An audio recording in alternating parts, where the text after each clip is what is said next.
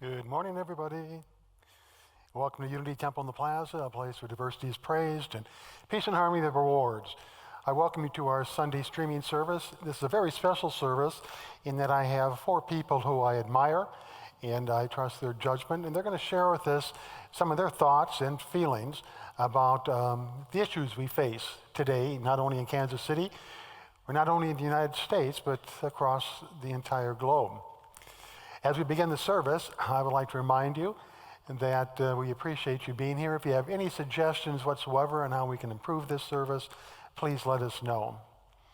We now begin the service with the temple chimes, the opening prayer, and the call to inspiration.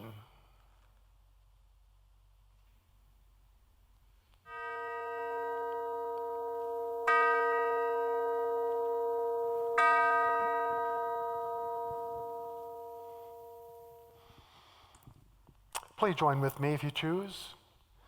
On this day, we dedicate ourselves to peace on earth. We accept ourselves without harsh judgment and express appreciation for our individuality. We live without fear to meet the events of this day with confidence. We accept others without prejudice to experience a sense of unity with all people. We honor our earthly environment and recognize a oneness with all creation, in harmony with ourselves, our lives, other people, and all of nature. We live this day with a peaceful mind, a peaceful heart, and a peaceful spirit. Thank you, God. Amen. The windows of the world are covered with rain. What is the whole world coming to? Everybody knows whenever clouds appear, it's really angels' tears. How long must they cry? Let the sun shine through.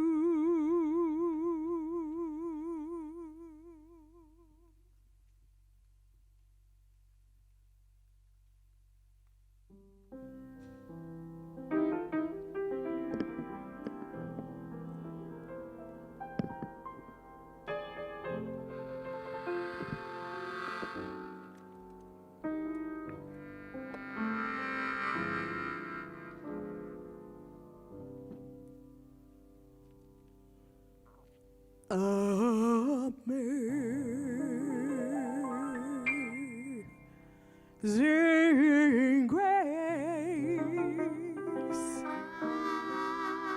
how sweet the sound that saved a wretch like me.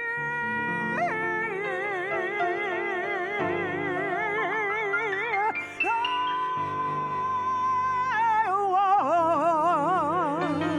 once was lost, but now I'm found. 'Twas blind, but now I see.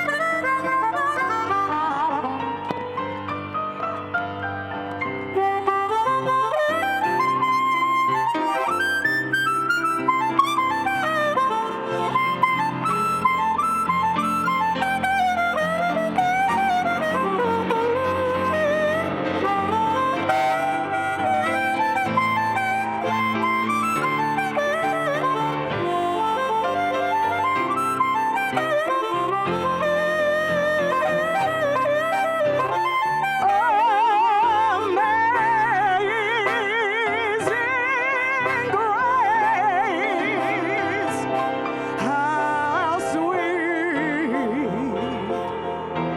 the sound that saved a wretch like me.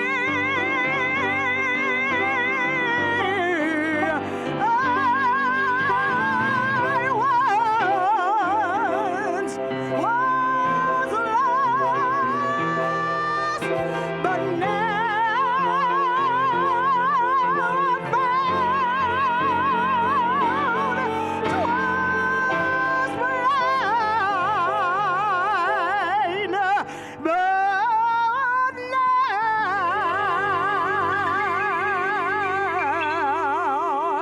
I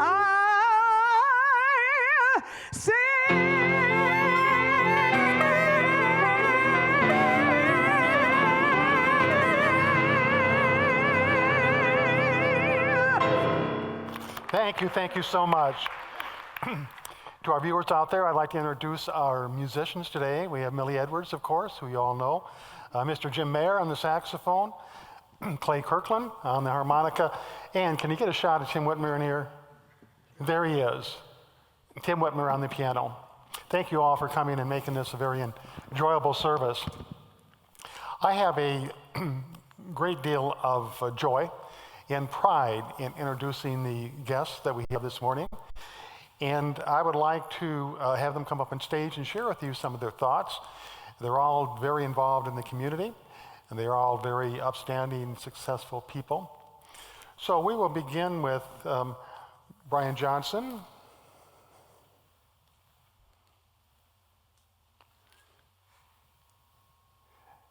Dr.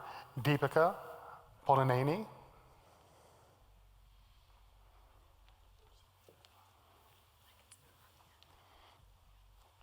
Matt Tomasic,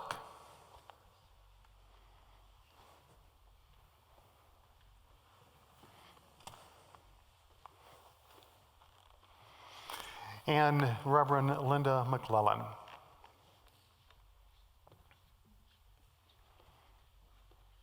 Once again, thank you all for being here. I purposely picked Amazing Grace to begin the service with today because it resonated with me in my own particular path. And there was a time when I was blind. I was blind to the discrimination that exists. I was blind to the inequalities that exist. I came from South Dakota as a white country boy, and I hadn't heard of anything like that until I moved down here when I was in my early 20s. So today we have people that have concerns and they have solutions as to what we can do to go forward. Now, the thing that we're really trying to do this morning is figure out where we go next. What do we do? It seems like every time a person of color is killed, whether it's by a police officer or a white person of any sort, we have this outrage, and we protest, and we hit the streets, and we make our mark. We want justice. We want justice. And then it all kind of dies down, and we go along as normal until it happens again. Well, this time we're going to break out of that shell, that normal shell, and say we're not going back. We're moving forward, and we're going to put objectives and goals before us that we march together and manifest those in our lives. So my first guest this morning is Reverend Linda McClellan. She has been a hospital chaplain. She's an ordained minister. From what I understand, she's the best real estate person in Kansas City or even in Missouri, or maybe the country. I don't know. It's good to have you here. So, Linda, tell me, where do we go from here? Well, thank you so much for having me here today, and I'm just so proud this morning to be on this platform with everyone. And I thought of my dad because I took some notes, and I recall him saying to me, you know, you can take time and write notes, but when the Holy Spirit hits, you're gonna go that direction. And that's where I feel this morning. And I know that 400 years, it's time out. The last time that we had this type of outrage was in 1992 with Rodney King riots. It's time out. I actually am at a point that I'm tired of having the discussions, but I want to see some action. We seem to progress, we go forward, and then it fizzles like a soda pop. And it's time out that we start having some action, and it has to start at the top. We have a president that continues on a regular basis to shout out to his followers things that we all, if we're truthful with ourselves, will say is racist. That must stop. The American people, we have the power. We must come out. We have to vote. In Missouri, just this recently, I think there was only 4% of people voted. That's not going to help us come November. We've got to get registered and we have to vote.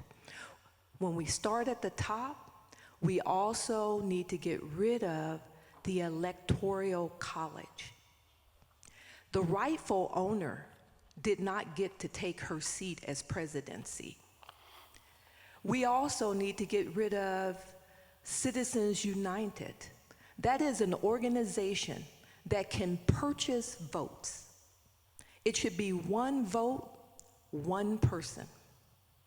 We also have judges that are fascists that sits in a permanent seat.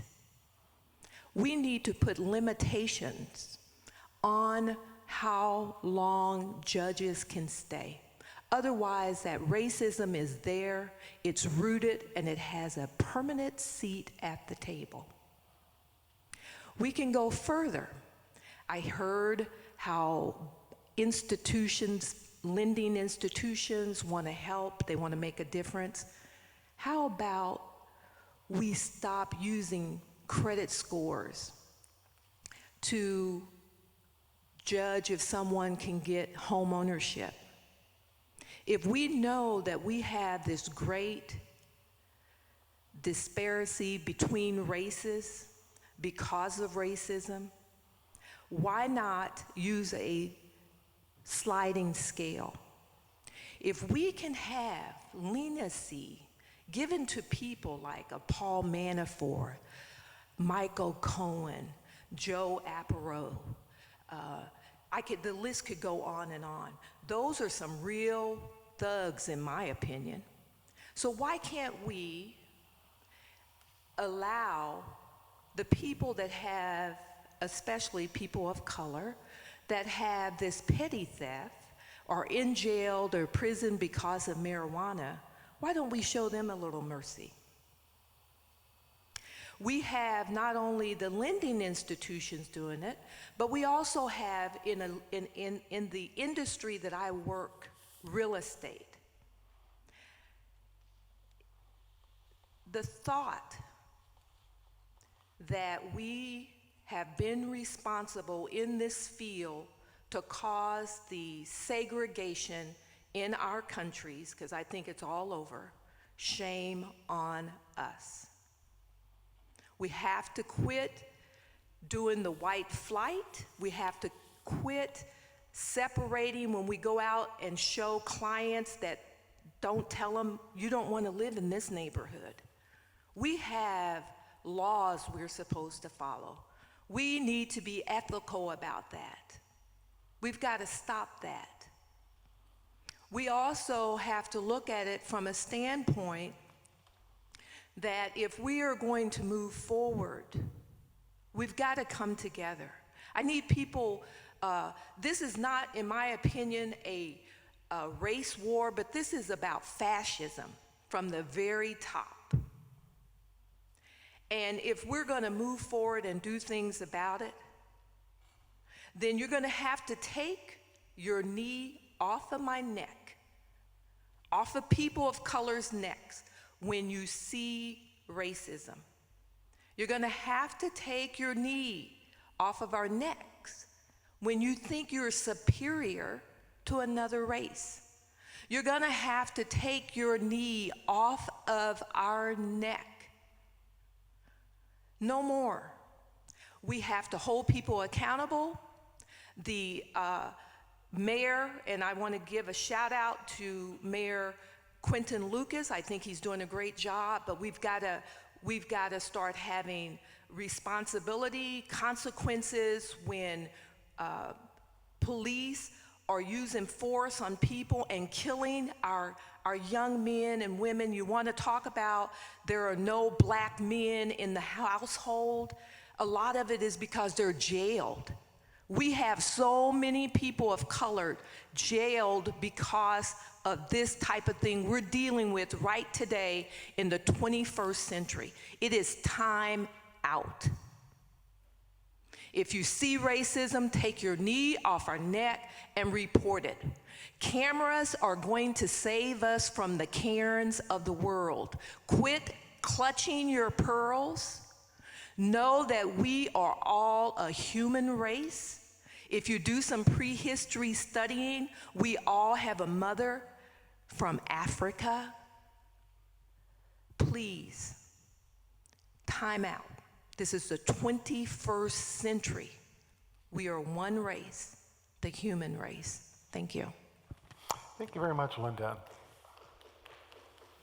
My next guest is a good friend of mine.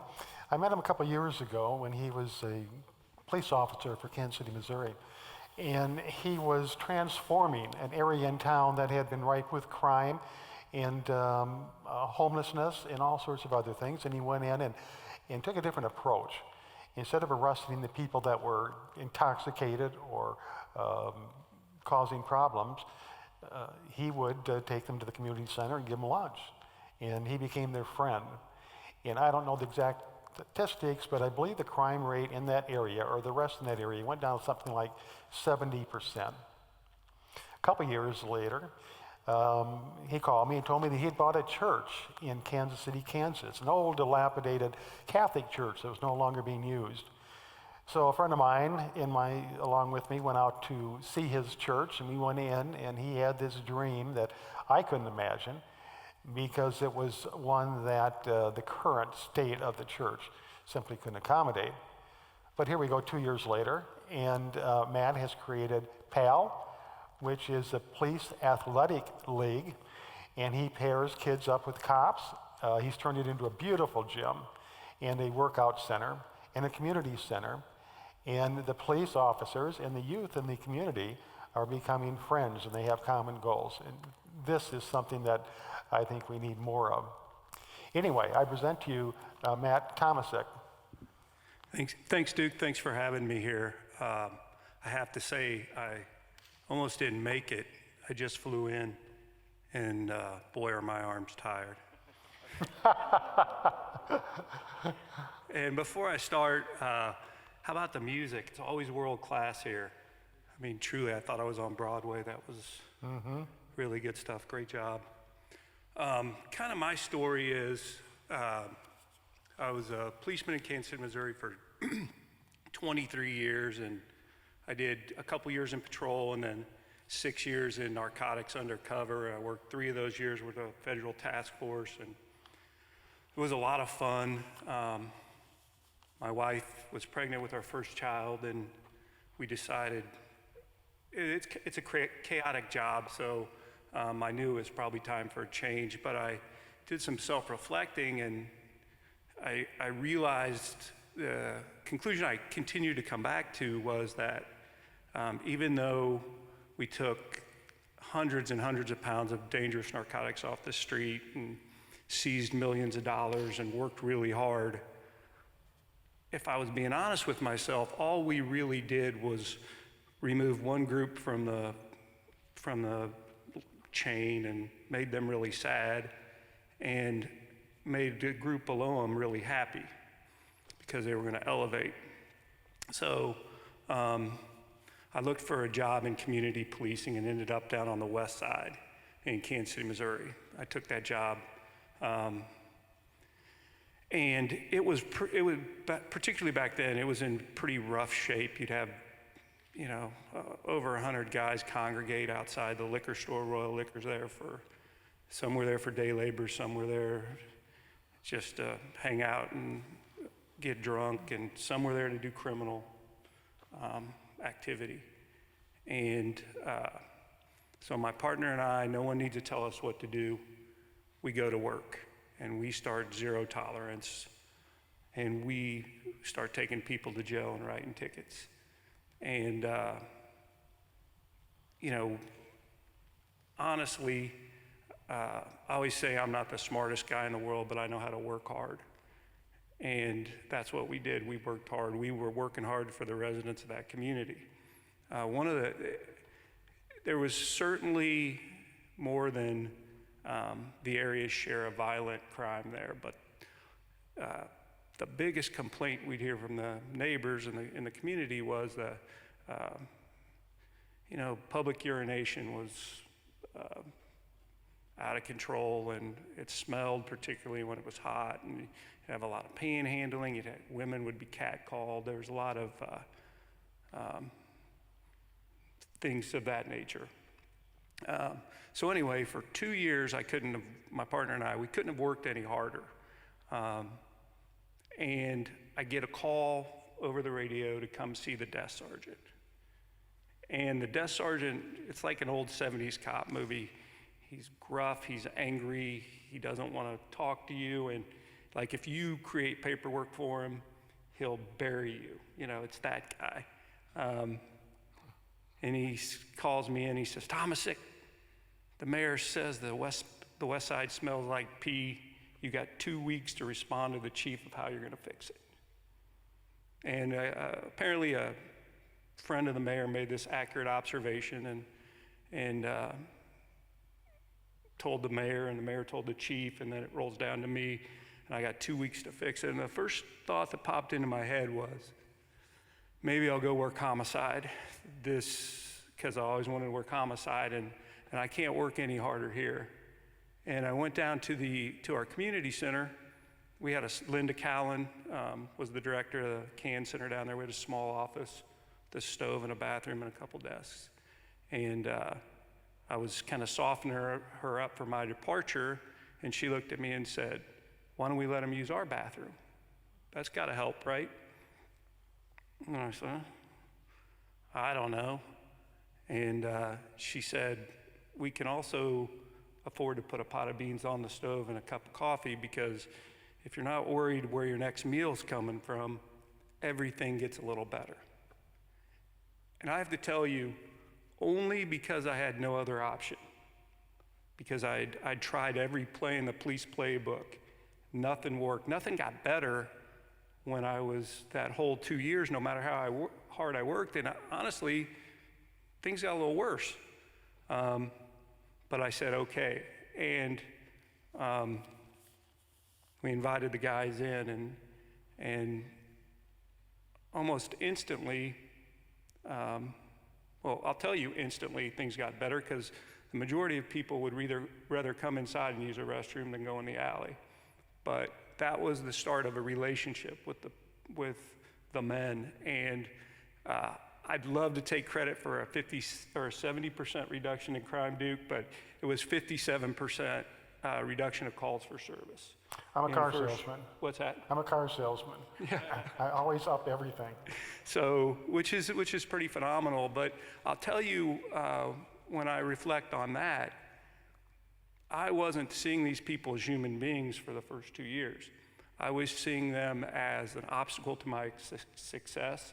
I was seeing them as, it comes down to this: if I was out there on that street, I would need to use a restroom.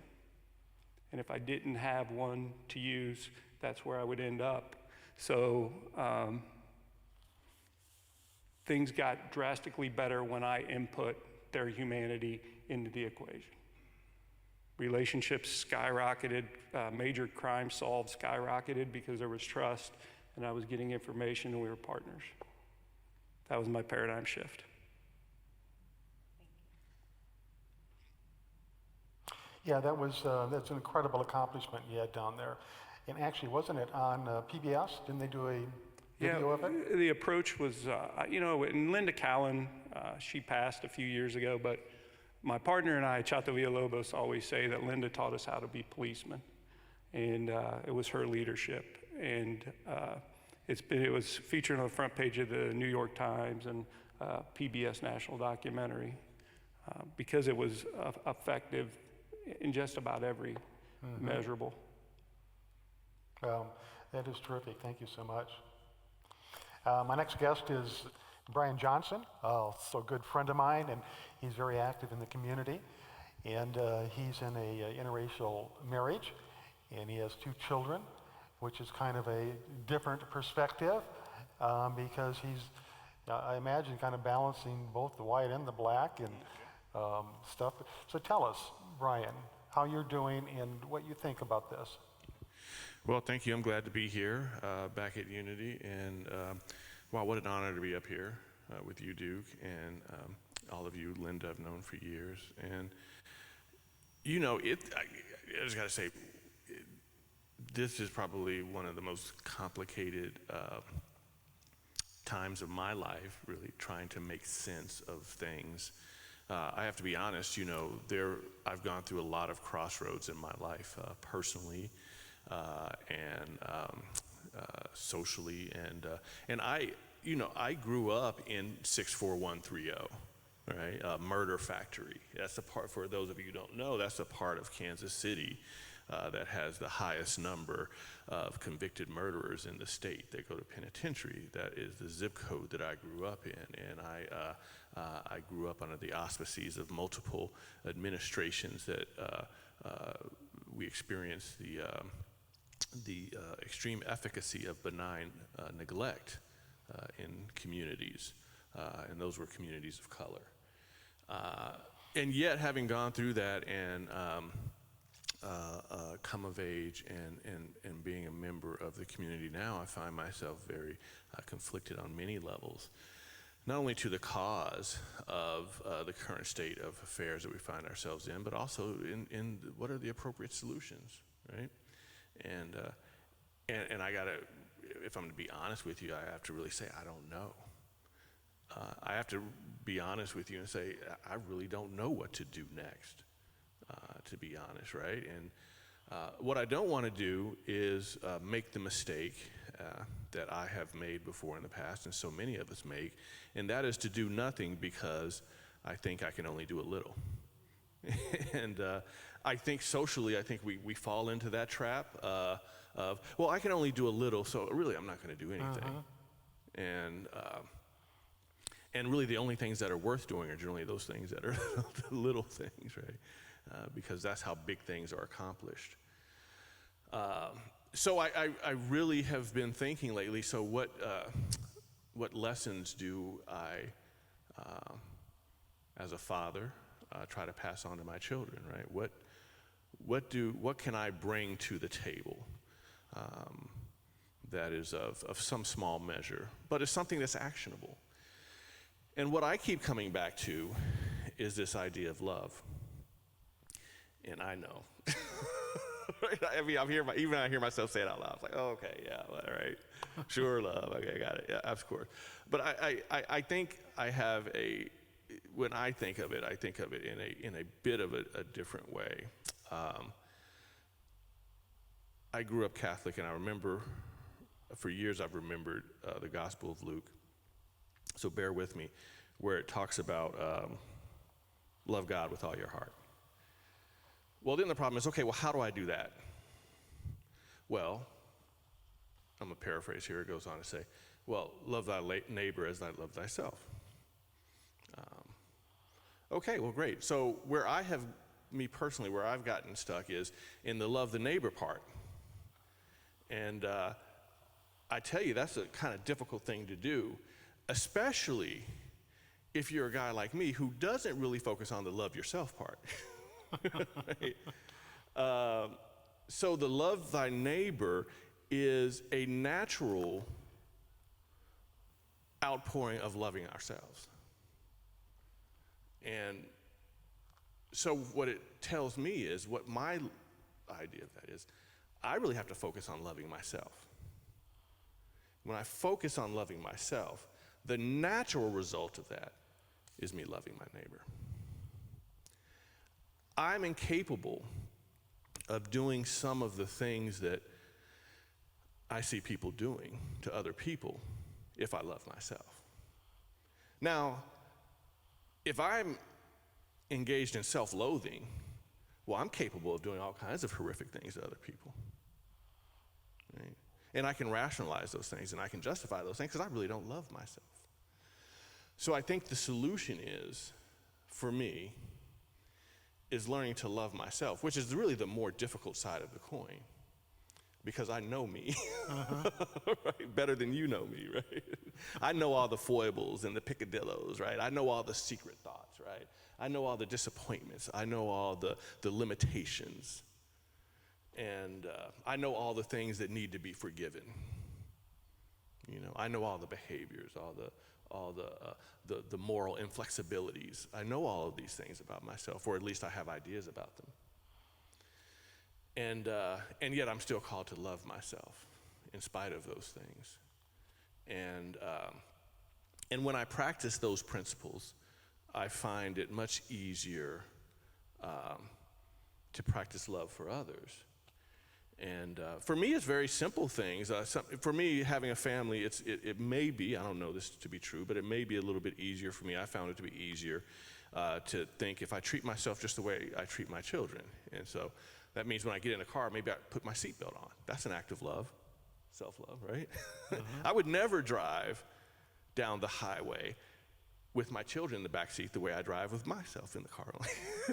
You know, so maybe if I just, you know, drove the way I drive with my children in the car, that's an act of self-love, right?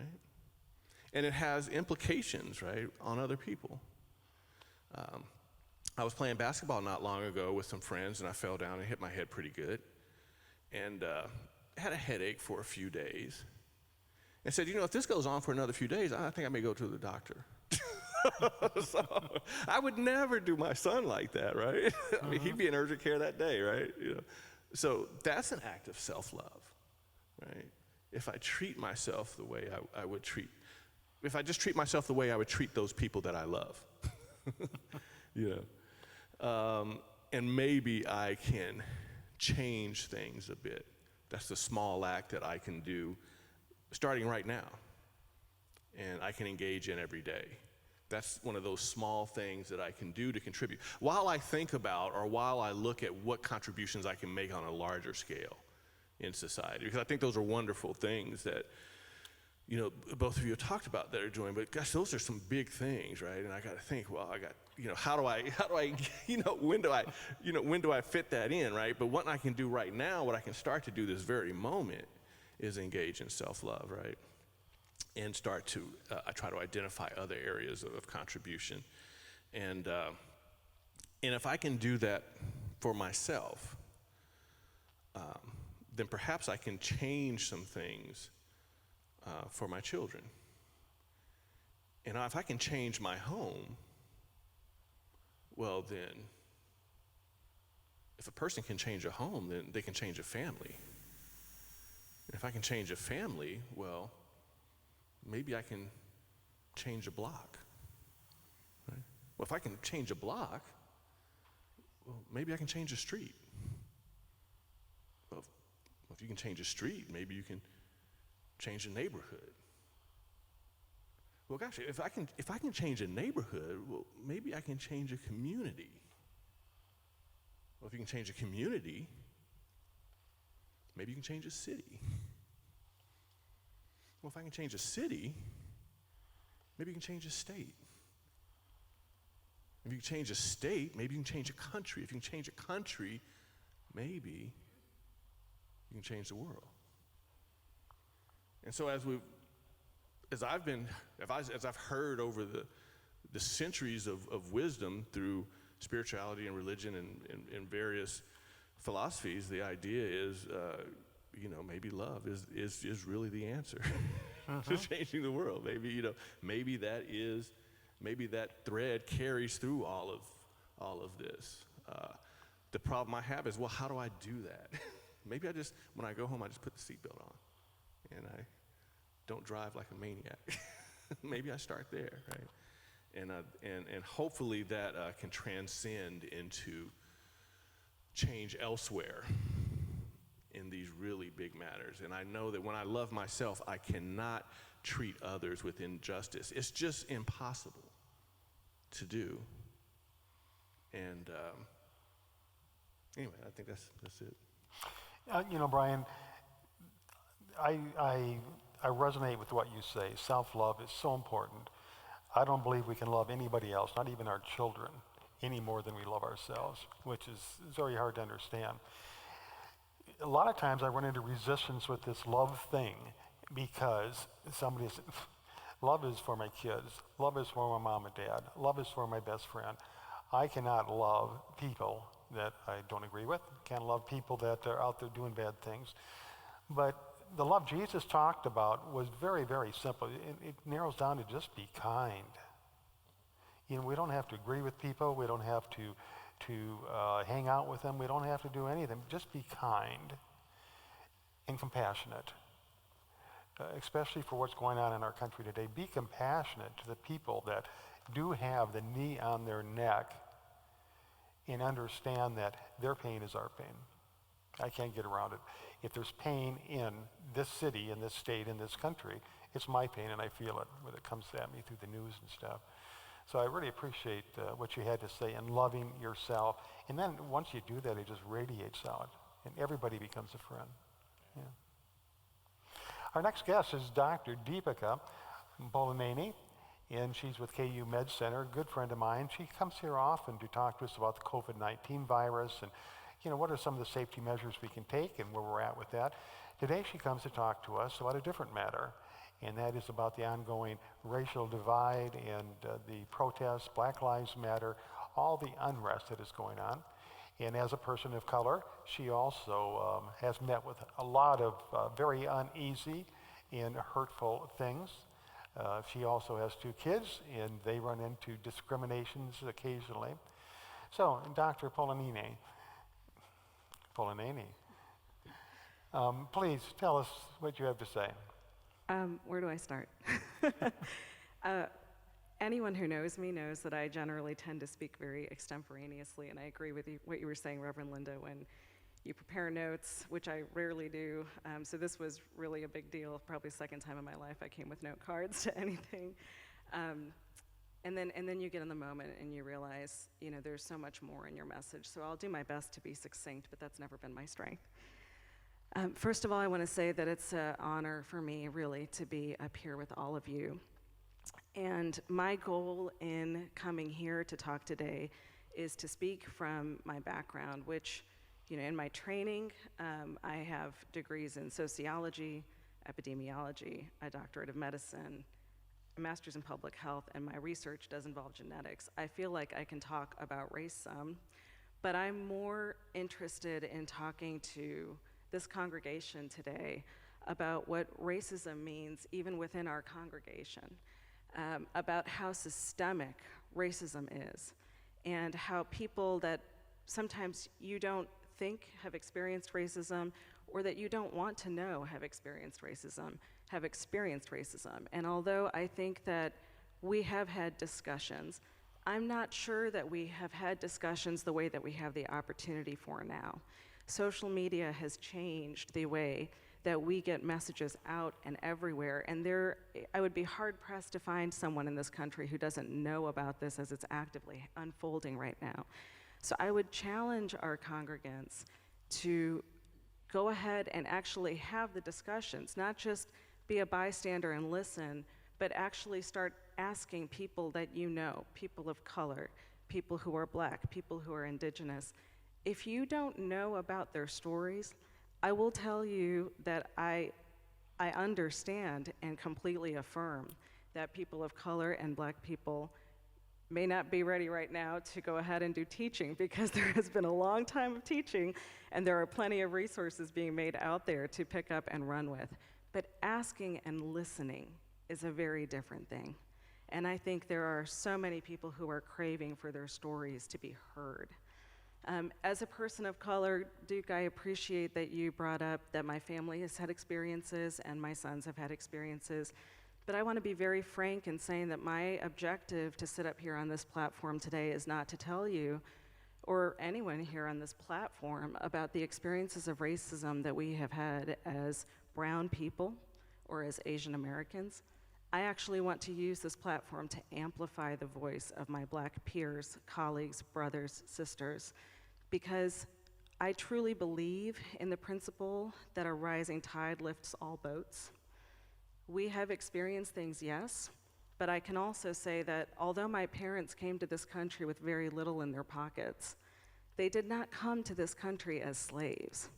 I am the first generation of the descendant of people of color who came to this country and were able to make it for a variety of reasons, one of which is that I am not the lineage of 400 years of a system that has grown with a race to be able to continue being crafted to oppress it.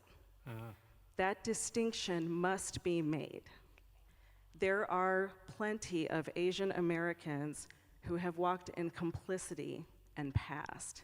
There are plenty of white Americans who have walked in complicity. There are some black Americans who are reflecting in ways that they have walked in complicity. And in that regard, I may need to come back to it, but I do want to talk about how systemic racism is and how I think it's a duty of every one of us to take action within ourselves. Brian, I love that you're talking about loving ourselves.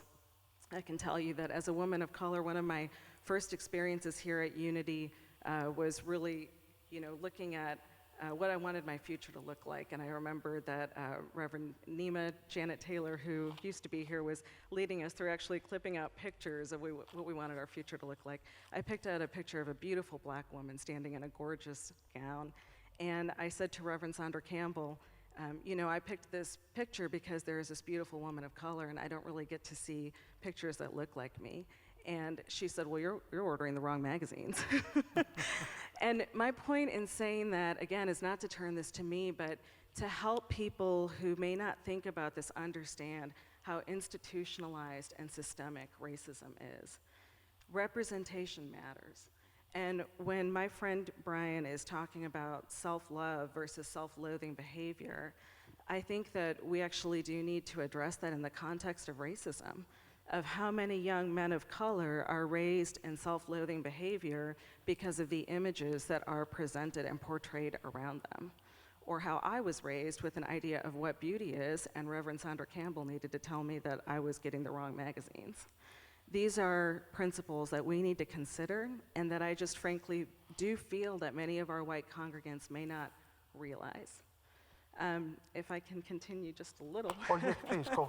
You have all the time you want. I do want to talk about one of the major goals that I had in coming today was to talk about how systemic this is, the role of people of color, and how well-intended sentiments that may come from our houses of worship may actually lead to passive racism. So when I talk about how systemic this is, as a physician, when I say that Black Lives Matter, or when I kneeled in the courtyard of our hospital, which I was proud to do, and it was painful physically and mentally to think about, every person I heard speaking said, as my knee was hurting or as I had to shift, all I could think about was what George Floyd suffered. But for me, I want everybody who kneeled in a white coat across this country to think about how they wear that white coat back into the hospital, both in how they are treating their peers and colleagues, but also in considering that Black women have higher maternal mortality rates. Black men are dying of prostate cancer more. Black people are dying of COVID-19 more. This is not a coincidence. This is the evidence of systemic racism in this country. And as a healthcare provider, it is on me to go back and reflect within my specialty, as it is on all of us, to look at what we can do to make anything different. And I would challenge, as you're saying, that this is also to be looked at within real estate. This is to be looked at in how we consider that diversity is praised and peace and harmony are the rewards. What is our representation? We can take this across all of our disciplines. So when we talk about self-love, let's go back to our own disciplines. Let's go back to our own jobs and vocations. And let's create some self-love for ourselves for doing the right thing within our own fields. That is how we create change one step at a time. Because we all have a contribution that we can make. I want to address well-meaning sentiments. So the word race itself is a complex word. And from biology, yes, I can assure you, we are all one race, and I agree that our lineage comes from Africa. From a sociologic perspective, race is a social construct, and racism is a social practice that we are living within. So with all due respect, when I hear people say, including my own son this morning, we are one race, humanity, my sentiment is that is a beautiful goal for us to try to work to and get to, but when I hear somebody who is not a minority saying to me right now, we are all one race, what I also am hearing is that this is not really happening. So I want to tell well-meaning congregants, anyone listening, statements of oneness, it's not easy to navigate this, and I can sympathize with that, but we're here to help you. And statements of oneness like all lives matter, or statements of oneness that we are all one, those are beautiful sentiments, but all lives cannot matter until Black lives matter. And we are one, but there are ways to tell people that right now to show them that you see what they're going through. You're not invalidating what they're experiencing. As a person of color, I don't want to hear right now that we are one race unless it is coming from a Black leader that is bringing us there. I want to hear, I will stand with you. If you want to make a statement of oneness, I want to hear, I will stand with you for equality and justice. Tell me what I can do. Or point me to something that I can read and look at and do. I want to encourage people that activism does not come in the form of protest alone. It comes from our pens, it comes from our petitions, it comes from our pocketbooks, it comes from our platforms. I cannot tell you how humbled and honored I am to be with these esteemed peers and talk today. This is a systemic issue in our society. It will not go addressed while we remain silent. And I think one of the greatest things that I want to express is that we often talk about what you resist persists. That is not applicable right now to talking about fighting racism. I don't think that because we are resisting racism, it's going to persist. I hear people say things like, well, when we're talking about race, that just perpetuates it.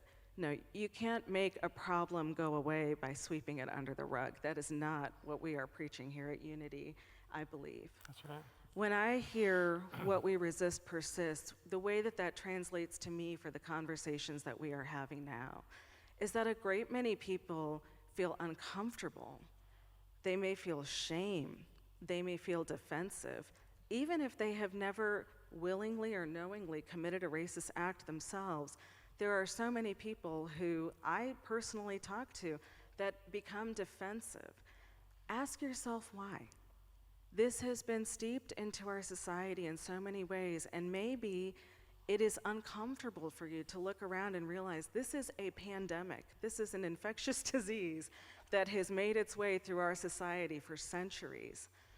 But you can't resist that, because if you resist that, it will persist. We have to bring this out of darkness into light. Sunlight is the best disinfectant, not Lysol. Many ways I'm saying that, but this is not a time to become ashamed and turn inward. This is a time to become proactive. Thank you, Doctor. I thank all of you for being here today.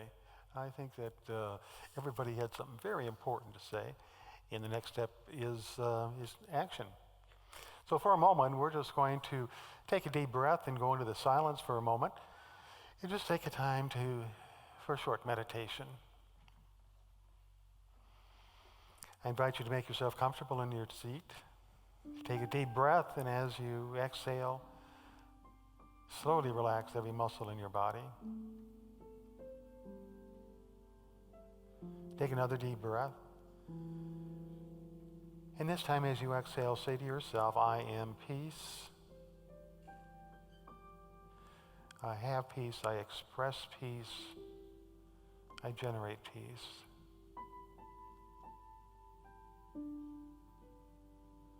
Then say, I am love. I have love. I express love. I generate love. I am kind. I'm a kind person. I can be kind to everybody, even the unkind.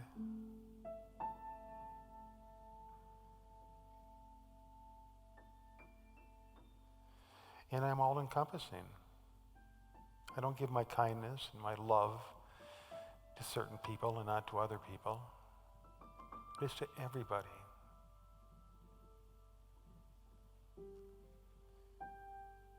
We'll now move into the silence.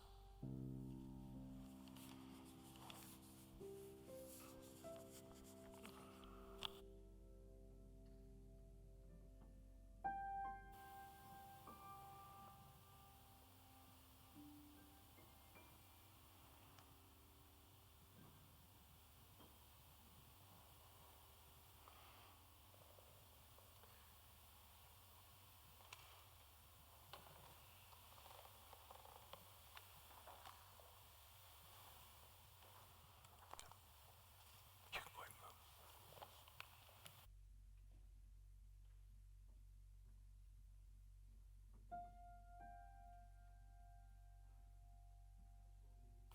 Begin to come back. And as you do so, feel a sense of joy in your life. Amidst the rubble, the chaos, the confusion, you find a sense of joy in knowing that we, the people, have the potential to move beyond anything that hampers the rights, the peace of mind, and the well-being of any person. We have the potential. Together we join to ignite that potential and to move forward. And as we close this meditation, we do so with a peaceful mind, a peaceful heart, and a peaceful spirit.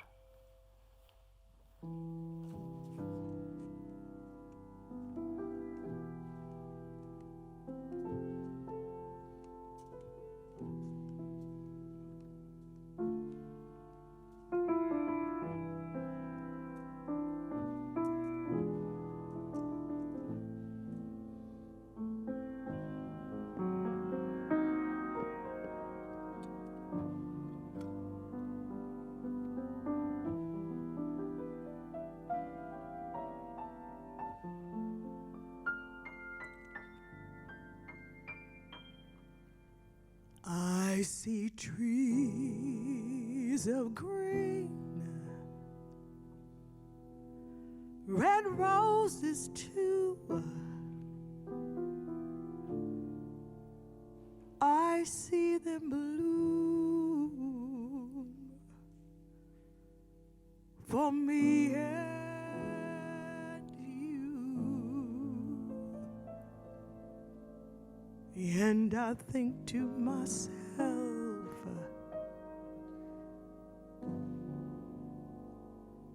what a wonderful world.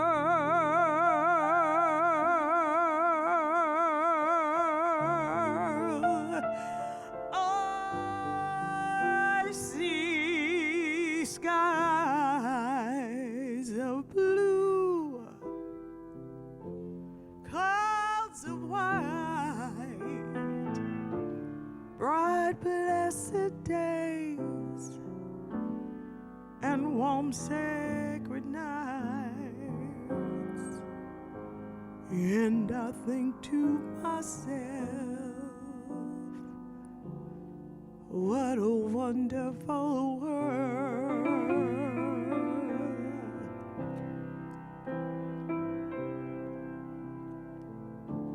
The colors of the rainbow, so pretty in the sky, are also on the faces of people passing by. I see friends shaking hands, saying, how do you do? They're really saying, I love you. I hear babies cry. I watch them grow. They'll learn much more than I'll ever know. And I think to myself, what a wonderful world. And I think to myself,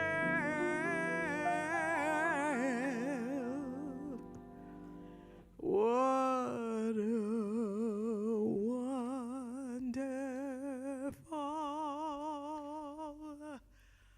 world.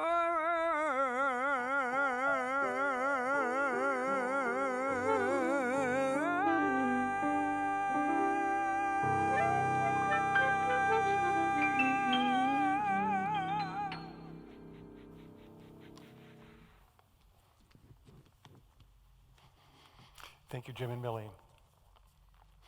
At the end of the service today, on screen will be a primer on how you can donate to Unity Temple in the Plaza.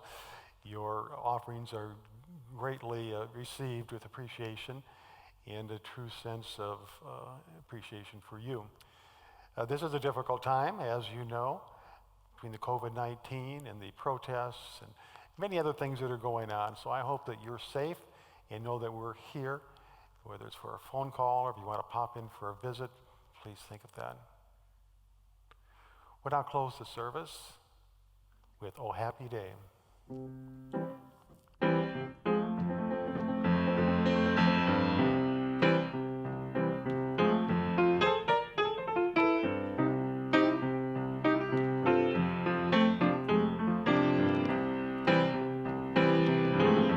Oh, happy day.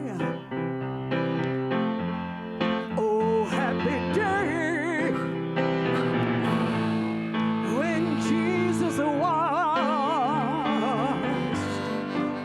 When Jesus washed. When Jesus washed.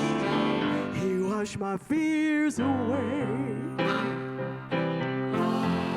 Oh, it was a happy day. Oh, happy day. Oh, happy day. When Jesus washed. When Jesus washed. When Jesus washed. He washed my fears away.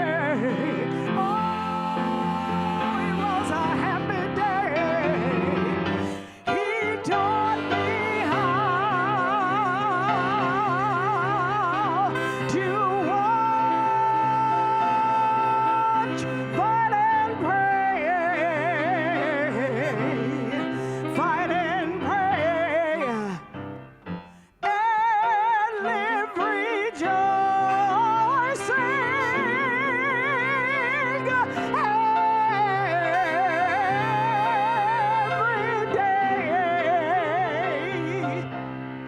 every day. Oh, happy day.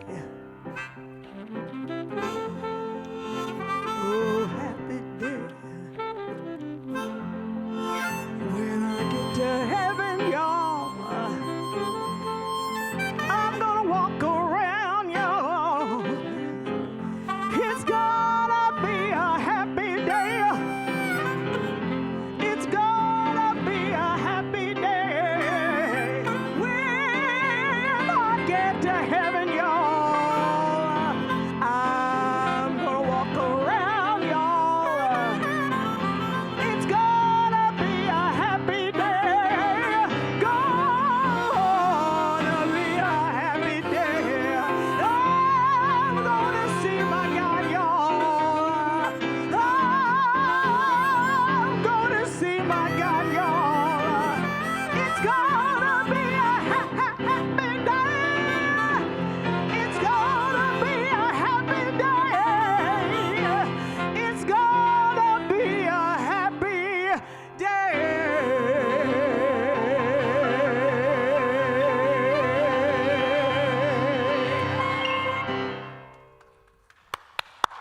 Thank you, Millie Edwards. Jim Merrigan, thank you. Clay, appreciate it. Tim Whitmer, my good friend, thank you. And we close the service today with a prayer for protection. Then we'll all join together in the peace song. Together we say, the light of God protects us. The power of God protects us. The presence of God watches over us. Let's start that over. The love of God enfolds us. The power of God protects us. The presence of God watches over us. And all is well. I guess so. I am just so full of love that I can't remember anything to say. So, you know it better than me. Figure it out for yourself. Let's join together in the peace song.